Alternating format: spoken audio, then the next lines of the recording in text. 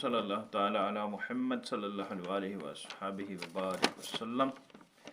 حضرت عبد الرحمن بن عوف رضی اللہ تعالیٰ عنہ سے روایت ہے، ایک دن نبیوں کے سردار مدینے کے تاجدار صلی اللہ علیہ وسلم دولت خانہ یعنی گھر مبارک سے باہر تشریف لائے اور ایک باغ کی طرف رخ فرمایا۔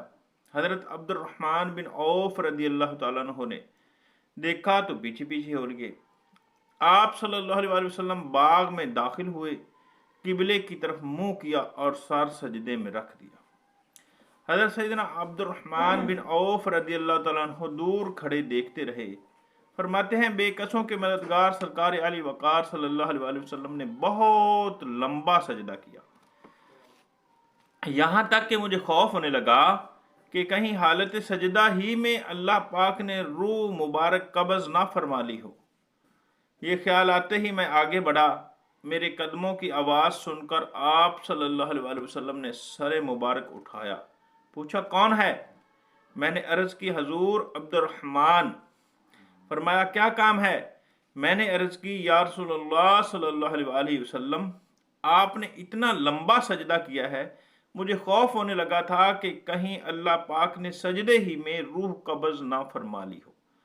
عاشق زار کی محبت بھری بات سن کر اللہ پاک کے آخری نبی رسول ہاشمی صلی اللہ علیہ وسلم نے طویل سجدے کی حکمت بیان کی۔